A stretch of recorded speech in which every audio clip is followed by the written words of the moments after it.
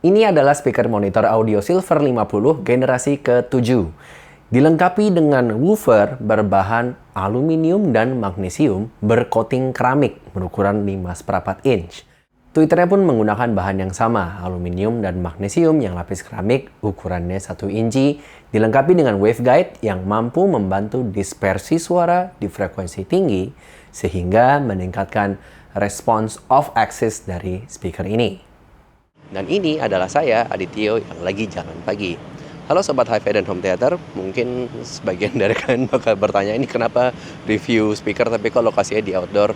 Nah, tapi kalau kalian tonton sampai akhir video ini, kalian bakal tahu alasan dan ceritanya.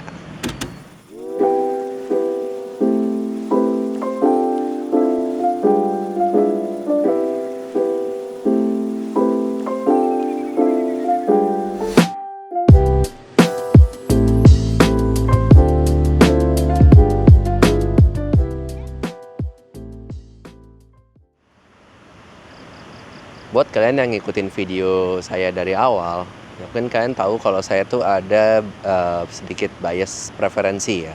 Jadi ketika ngomongin speaker hi-fi, ada satu merek yang saya lumayan suka dari dulu, yaitu merek KEF.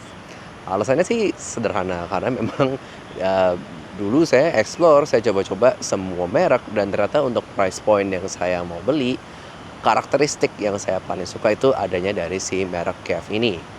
Sampai sekarang pun ketika saya menjadi retailer hi-fi, akhirnya ya merek yang saya approach dan saya jual duluan adalah si merek KEF ini juga.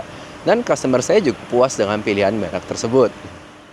Cuma sayangnya sama kayak semua hal baik di dunia ini, ternyata pengalaman baik saya dengan merek ini mulai terkikis dengan masalah-masalah yang tidak terduga. Sebagai retailer misalnya, saya nggak mau bahas terlalu detail, tapi singkat cerita banyak customer saya mau beli barang KEF, tapi kesulitan karena stok di Indonesia agak susah. Sekarang masalahnya gini, kalau misalnya customer ada yang nanya, kalau misalnya barang itu nggak ada, kamu punya alternatifnya nggak? Merek apa yang mirip sama dia karakteristiknya? Nah, 10 tahun yang lalu waktu saya cobain barang-barang itu emang nggak ada gitu. Saya kan udah explore kan, saya cobain.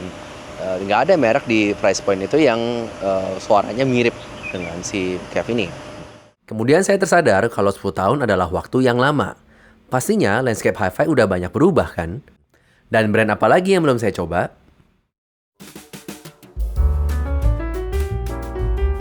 Singkat cerita, saya langsung hubungin semua distributor yang saya kenal dan saya langsung cobain semua speaker yang saya bisa dapat.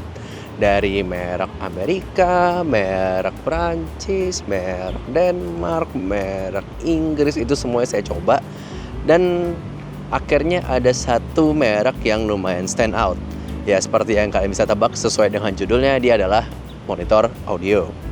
Monitor audio juga merupakan merek dari Inggris dan sampai sekarang masih dimiliki di Inggris ya, bukan China. Pendirinya, Mo Iqbal, mendirikan monitor audio di dekat kota Cambridge di tahun 1972. Jadi ini bukan merek baru dan tentunya masih mereka do something right karena perusahaan ini bisa survive sampai sekarang. Lini produknya monitor audio yang model bookshelf dan tower yang harganya masih masuk ya untuk dibeli di rumah, itu ada banyak. Mulai dari yang paling bawah ada seri bronze, kemudian ada silver, gold, dan platinum. Masing-masing seri itu ada angkanya untuk nunjukin ukurannya. 50 dan 100 itu untuk yang bookshelf, kemudian 200, 300, dan 500 untuk yang floor standing atau tower. Makin gede angkanya, makin besar juga ukurannya. Untuk semua seri yang bernama unsur logam ini juga ada speaker centernya, sehingga kalau kamu mau bikin untuk home theater pakai monitor audio semuanya itu bisa banget. Bahkan dia juga punya speaker khusus untuk surround yang bisa di-set bipolar atau dipolar. Asik banget. Di luar lini ini dia juga bikin banyak barang lain, dari soundbar, subwoofer, speaker outdoor, sampai speaker-speaker konsep yang salah satu yang mereka kasih nama Hypen, itu udah nggak kebelilah sama manusia biasa. Di speaker monitor audio ini, di sisi belakangnya juga masih pakai model yang ada jumpernya. Artinya speaker ini siap untuk di bi-amping kalau kamu tipe yang suka pakai bi-amp. Untuk yang nggak mau bi-amp, nggak usah repot, tinggal pastiin aja si jumpernya nyambung seperti ini. Kelengkapan speakernya juga lumayan. Speakernya dapat sarung anti debu, dapat busa atau penutup port yang biasa disebut bang ya kalau nggak salah ya. dapat karet tatakan, dan dapat kartu garansi. Nah, garansi ini penting karena di Indonesia ini barangnya garansi 5 tahun. Kita juga dapat grill, udah termasuk, dan juga dapat kunci L. Buat apa ya kunci L ya? Rupanya, speaker monitor audio ini menggunakan teknik mounting driver ke kabinet yang cukup unik. Saya awalnya juga dikasih tahu sama salah satu customer Logisonic, Pak Haryono. Kata beliau, dia nonton di YouTube, ini speaker ini drivernya itu di-mount ke kabinet dengan cara pakai baut doang. Tapi bautnya itu ngedorong dari belakang ke depan, jadi dari dalam didorong ke depan ke kabinetnya. Dan bautnya ini pakai kunci hex atau kunci L. Nah, jadi rupanya buat ini sih kuncinya dikasih. Tapi kenapa kok kita mesti dikasih? Rupanya dia kadang-kadang bisa kendor. Jadi kalau kita makainya terlalu kenceng suaranya, ada kemungkinan dia kendor. Ada instruksinya untuk gimana caranya kita bisa ngencengin lagi driver ke kabinetnya. Tapi pengalaman saya makanya nggak pernah sih sampai kendor.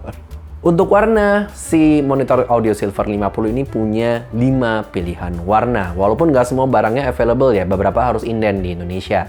Yang saya pakai ini yang jenisnya adalah warna gloss black. Untuk kamu yang suka looks yang lebih clean, ada juga yang warna white satin. Jadi kalau dia putih, satinnya itu nggak glossy.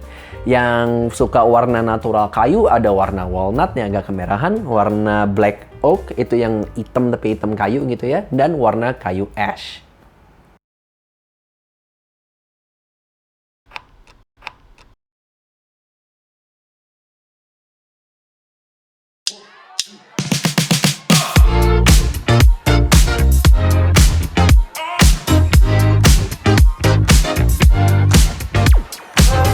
Meskipun si monitor audio Silver 50 ini ukurannya kecil, tapi ternyata bassnya itu energik.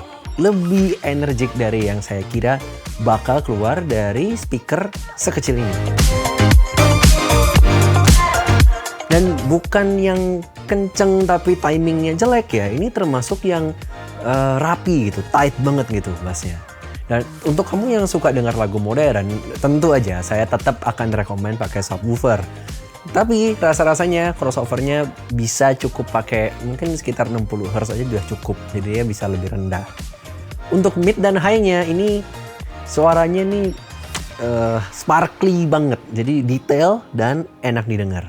Vokal jadi clear banget suaranya dan berkat dispersi dari Twitternya yang bagus tadi karena waveguide-nya, soundstage-nya itu akurat banget. Dan vokal tuh bener-bener ada di center gitu ya. Dan speakernya juga surprisingly transparent ya, walaupun dia glossy, tapi audionya dia transparent.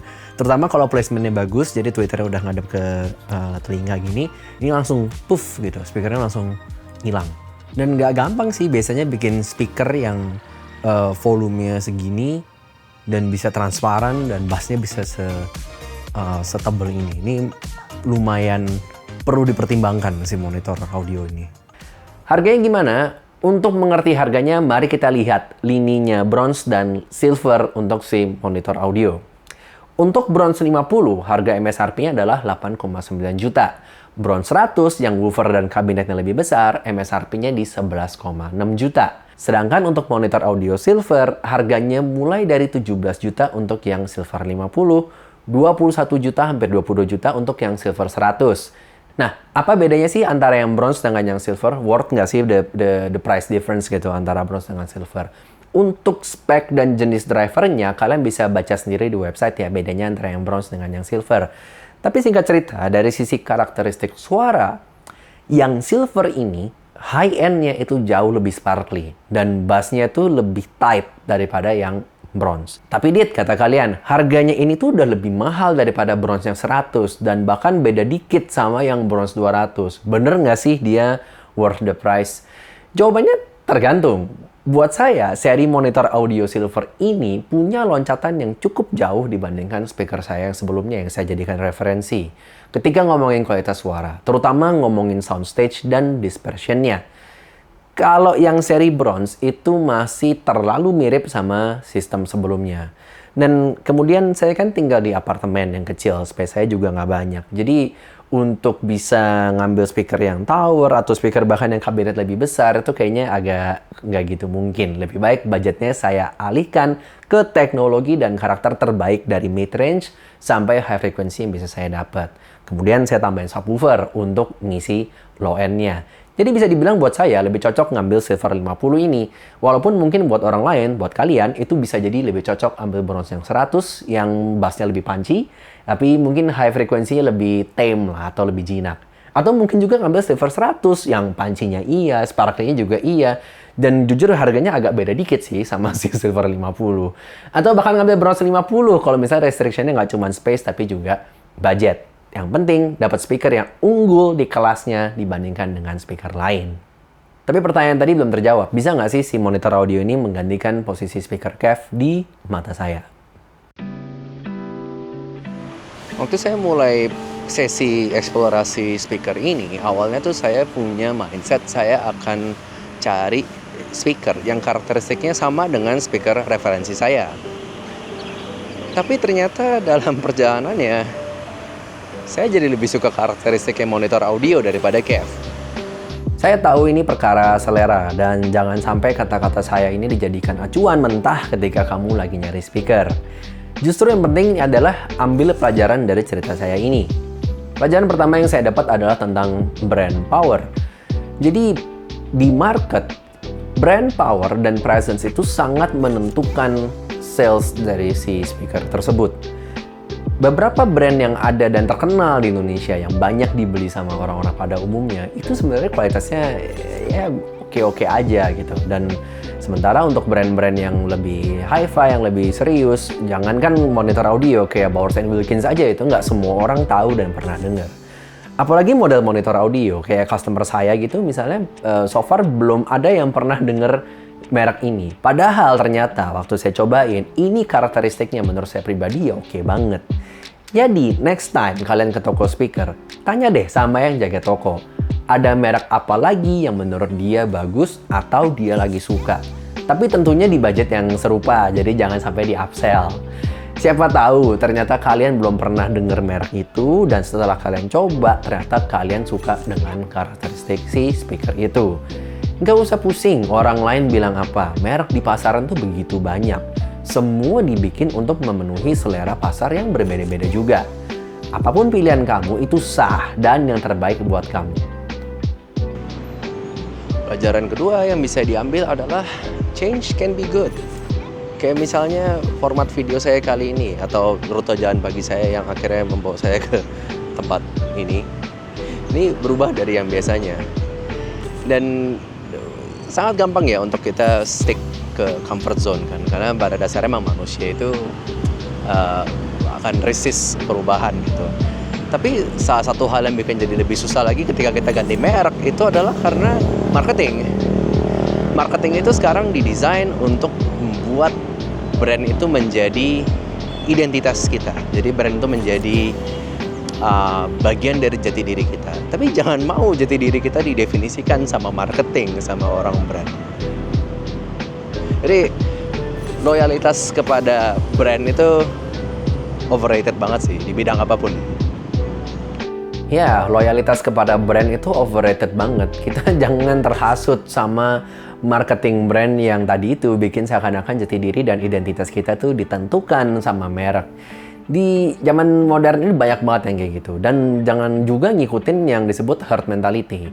Orang forum ngomong apa, orang majalah What Hi-Fi ngomong apa. Karena kenyataannya ketika keluar dari comfort zone kita, baik yang kita definisikan sendiri comfort zone-nya maupun yang didefinisikan orang lain, itu bisa bermanfaat. It can be good.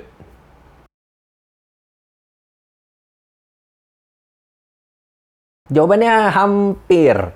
Bukan karena saya nggak mau, bukan karena yang lama lebih bagus, tapi karena saya kan harus jualan dulu.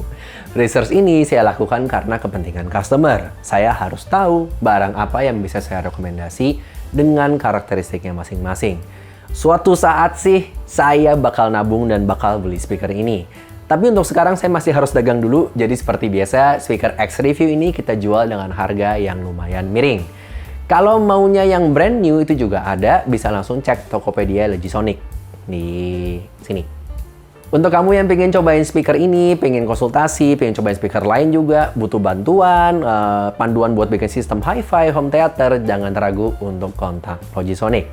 Nomor WhatsApp-nya ada di description video ini, atau di QR yang di sini. Bisa juga kontak kami langsung di Tokopedia. Saya Adityo dan sampai ketemu lagi di video berikutnya.